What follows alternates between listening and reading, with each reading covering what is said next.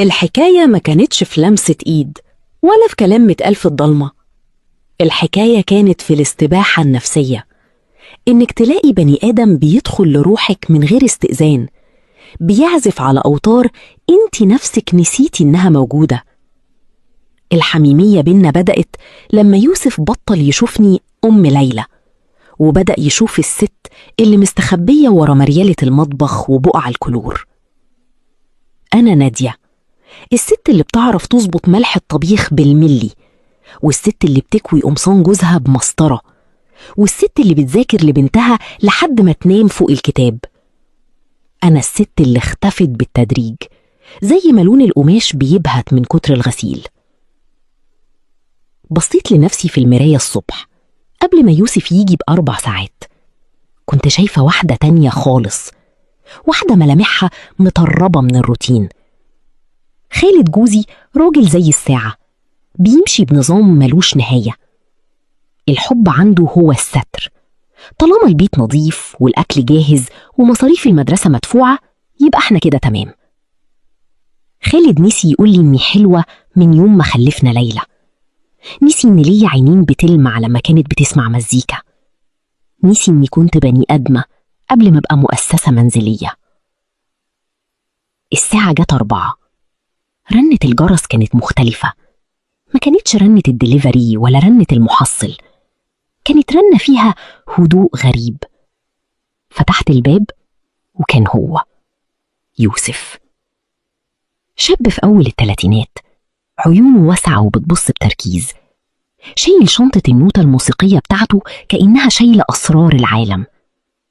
أول ما دخل الصالة اللي كانت ريحتها منظفات ومعطر جو اتملت بريحة تانية، ريحة خشب قديم وقهوة وحاجة بتشبه الحرية. مساء الخير يا مدام نادية، ليلى جاهزة؟ قالها وصوته كان أهدى من نسمة هوا، بس هز فيا جبال صمت. أيوة يا أستاذ يوسف، اتفضل، هي مستنية في أوضة البيانو. دخلت وراهم وقعدت في الركن البعيد كعادتي بتابع بنتي وهي بتتعلم، بس المرة دي ما كنتش بتابع صوابع ليلى، كنت بتابع ايديه. ايديه كانت بتلمس مفاتيح البيانو بحنية مرعبة، كأنه بيطبطب على جرح. وفجأة وهو بيشرح لليلى سلم موسيقي سكت وبصلي. النظرة دي ما كانتش نظرة عبرة، دي كانت اقتحام. عارفة يا مدام نادية، البيانو ده مش مجرد خشب وأوتار، ده مراية. لو اللي قاعد قدامه روحه حزينة البيانو بيشتكي، ولو اللي قدامه نسي نفسه البيانو بيسكت.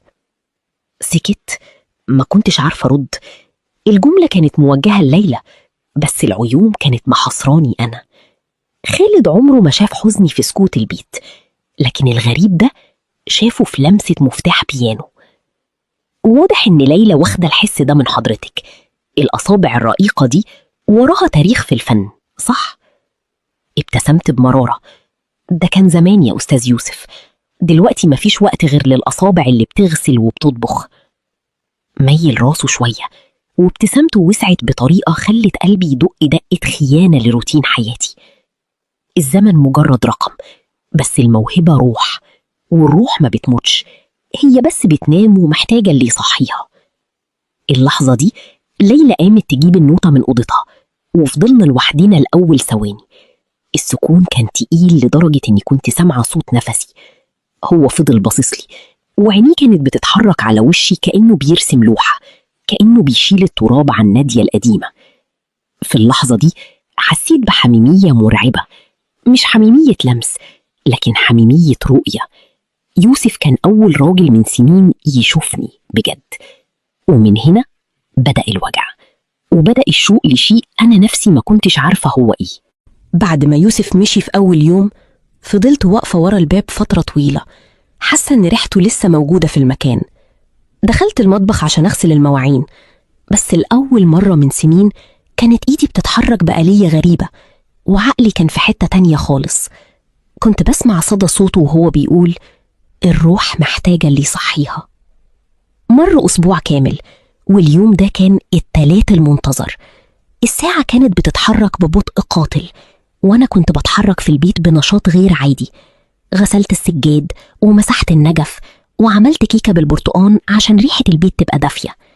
وقبل ما الساعة تيجي 4 دخلت الأوضة ووقفت قدام الدولاب. طلعت فستان كان مركون بقاله سنين، لونه نبيتي هادي. كان خالد دايما يقولي إنه ملفت وما يصحش ألبسه وأنا خارجة. لبسته وفكيت شعري اللي دايما ملموم وحطيت لمسة روج خفيفة. كنت خايفة من نفسي وخايفة ليلى تلاحظ، بس كنت محتاجة أحس إني بني آدمة مش مجرد خادمة للبيت.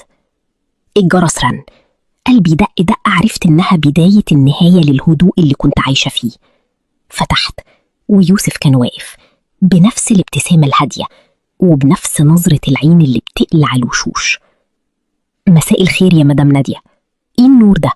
البيت النهاردة فيه طاقة مختلفة، قالها وهو بيدخل وعينه جت على الفستان ولمعت لمعة خلت جسمي كله يتنفض. بدأت الحصة وليلى كانت بتعزف وأنا كنت قاعدة متفرجة، بس المرة دي كنت قريبة شوية.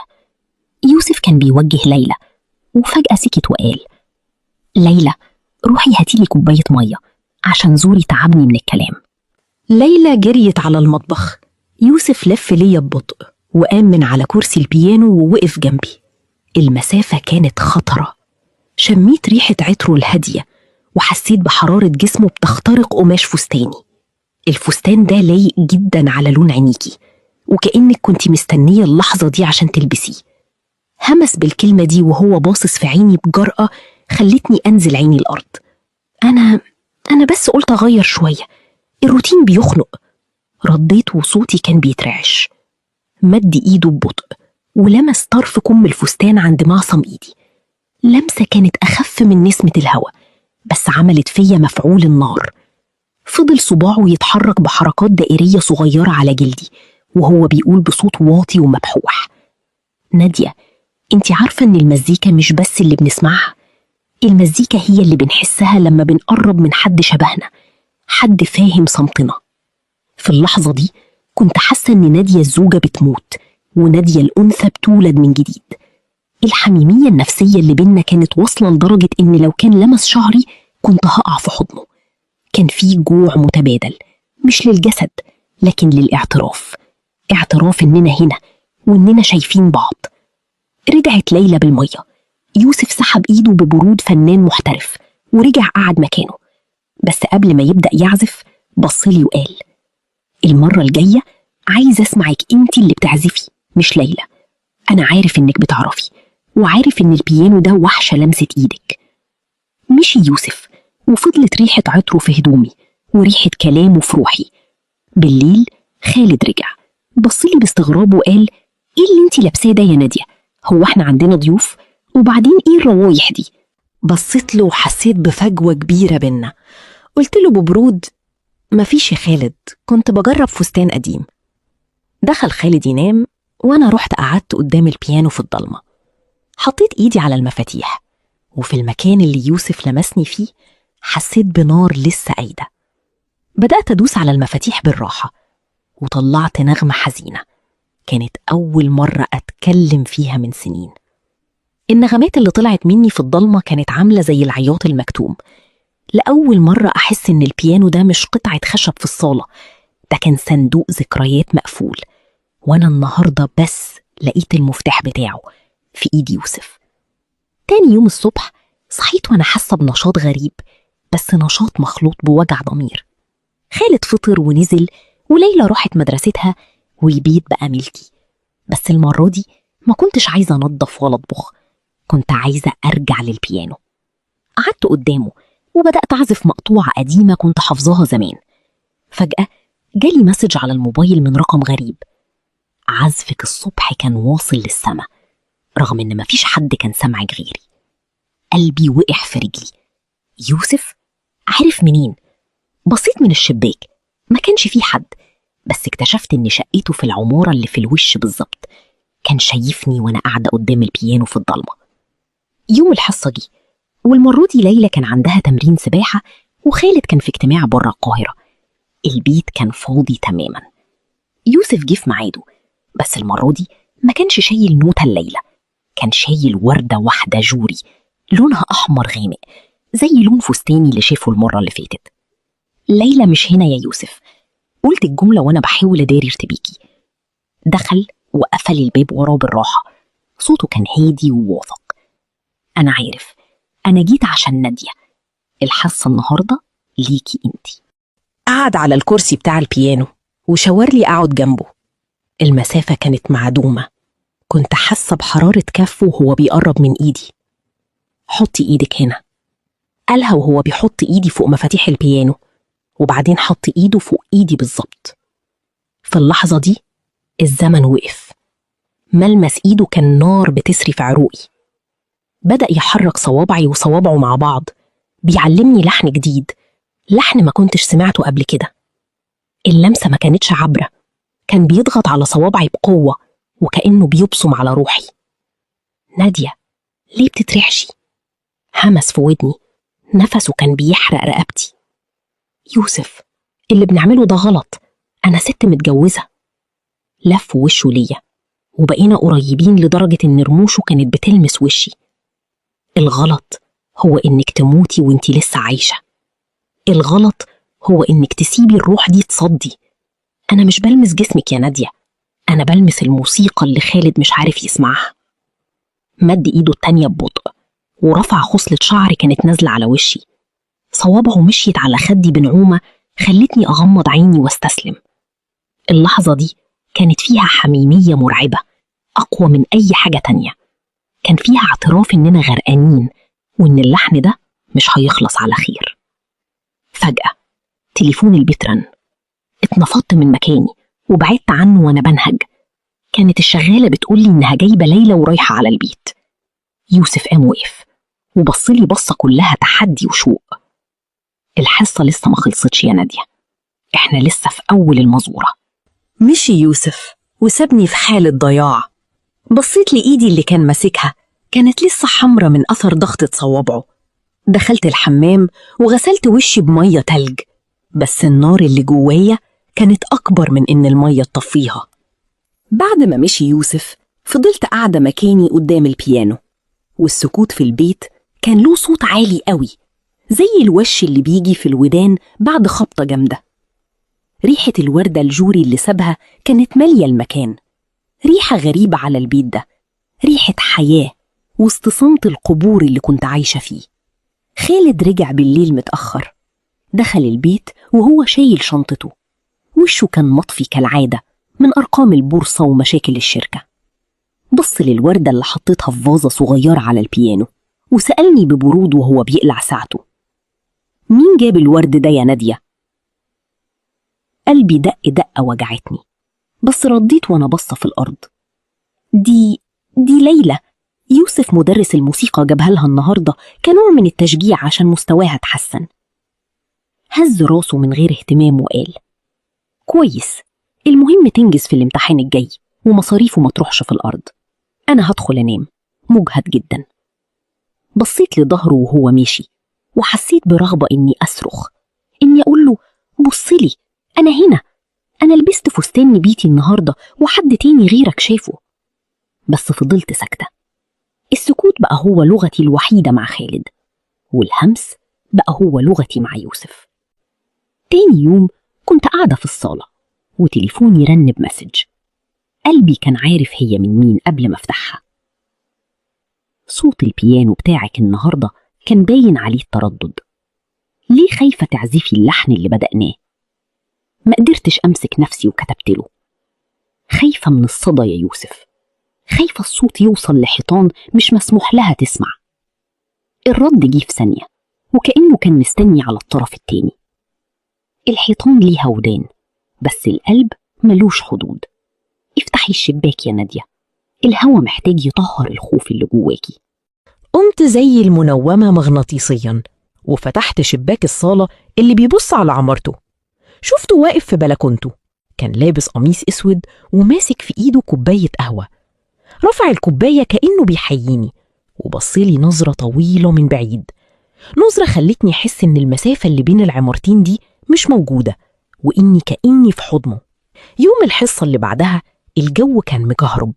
ليلى كانت موجودة بس يوسف كان بيتعامل بحميمية مشفرة، كان يصحح لها وضع صوابعها وعينه تلمحني وأنا قاعدة بعيد. وفجأة وهو بيعزف مقطوعة سريعة سكت وقال لليلى: ليلى، روحي اسمعي المقطوعة دي من CD في أوضتك وحاولي تطلعي النوتة بتاعتها لوحدك، ده اختبار ليكي. ليلى جريت وهي متحمسة، وأول ما الباب اتقفل يوسف قام ووقف قدامي. المرة دي ما لمسش إيدي، المرة دي قرب من وشي لدرجة إن أنفاسنا اختلطت. نادية، انتي عارفة إن عينيكي بتفضحك؟ همس بصوت دافي قوي. يوسف، ابعد، ليلى ممكن تخرج في أي لحظة. مش هبعد، أنا بقالي سنين بدور على الروح اللي شفتها في اللوحة بتاعتك، ولما لقيتها مش هسيبها تضيع تاني في زحمة المواعين والطلبات. نادية، أنا عايزة أسمع صوتك وانتي بتغني مع اللحن ده. قعد وجراني من إيدي بالراحة، قعدني جنبه، بدأ يعزف لحن هادي جدا وطلب مني أغني معاه همس. بدأت أدندن بصوت واطي، صوت كان محبوس جوه حنجرتي بقاله 10 سنين. يوسف غمض عينه وهو بيسمعني وميل راسه وسندها على كتفي وهو مكمل عزف. في اللحظة دي حسيت إننا واحد. الموسيقى كانت هي الغطا اللي بيسترنا، والهمسات كانت هي الحقيقة الوحيدة في حياتي المزيفة. كتفه كان بيلمس كتفي، وصوته وهو بيدندن معايا كان بيعمل رعشة في جسمي كله. فجأة سمعنا صوت مفتاح في باب الشقة. خالد رجع بدري. قلبي وقع في رجلي، وصوت تكة المفتاح في الباب كانت زي طلقة رصاص في سكون الأوضة. يوسف اتعدل في ثانية بمنتهى الهدوء، برود يحسد عليه، وبدأ يعزف نغمة قوية وسريعة كأنه كان بيشرح حاجة ليلى اللي لسه في أوضتها. أنا قمت وقفت ونفضت فستاني بإيد بتترعش، وحاولت أخد نفس طويل عشان ملامحي ما تبانش مخطوفة. دخل خالد الصالة، عينه راحت على البيانو الأول وبعدين بصالي باستغراب. إيه يا نادية؟ ليلى فين؟ والمدرب لسه هنا ليه؟ الساعة بقت 5:30. يوسف قام وقف بكل ثقة وابتسم ابتسامة هادية وهو بيلم نوتاته. أهلا يا خالد بيه، ليلى في أوضتها بتعمل اختبار سمعي طلبته منها، وأنا اتأخرت شوية عشان كنا بنناقش تطور مستواها مع مدام نادية. حقيقي ليلى مشروع فنانة كبيرة. خالد هز راسه ببرود وبصالي بنظرة فاحصة خلتني أحس إني عريانة قدامه. طيب يا أستاذ يوسف، شكرا. نادية، اعملي لي قهوة وهاتيها المكتب، عندي شغل كتير. يوسف مشي، وقبل ما يخرج من الباب بصالي نظرة أخيرة، نظرة كانت تقيلة ومليانة كلام كأنه بيطمن قلبي اللي كان هيقف. قفلت الباب وراه ورحت المطبخ، إيدي كانت بتترعش وأنا بمسك كنكة القهوة. دخلت المكتب لخالد، لقيته قاعد قدام اللابتوب بس ما كانش بيشتغل، كان ساند ظهره وباصص للفراغ. حطيت القهوة وجيت أخرج فنادى عليا: نادية، هو المدرس ده بيجي هنا من إمتى بالظبط؟ بقالنا شهر يا خالد، انت اللي دايما مشغول وما بتكونش موجود وقت الحصة. خالد شرب بقة من القهوة وبصلي بتركيز. شكله صغير في السن وطريقته فيها تمثيل شوية. وبعدين ايه ريحة البارفان اللي في الصالة دي؟ دي مش ريحتك يا نادية. ريقي نشف وقلت وانا مدياله ظهري: يمكن ريحة البارفان بتاعه، فنانين بقى يا خالد بيحبوا المظاهر. تمام، بس يا ريت المرة الجاية الحصة تكون في أوضة ليلى والباب مفتوح، الصالة مكان مكشوف وما ينفعش تقعدوا فيها لوحدكم كده. خرجت من المكتب وأنا حاسة إن خالد بدأ يرمي خيوط الشك حواليا. هو مش شاكك في خيانة، هو شاكك إن في روح غريبة دخلت البيت وهددت نظامه اللي هو عامله. طول الليل ما كنتش عارفة أنام، ريحة يوسف كانت لسه في مناخيري ولمسة كتفه كانت لسه معلمة في كتفي.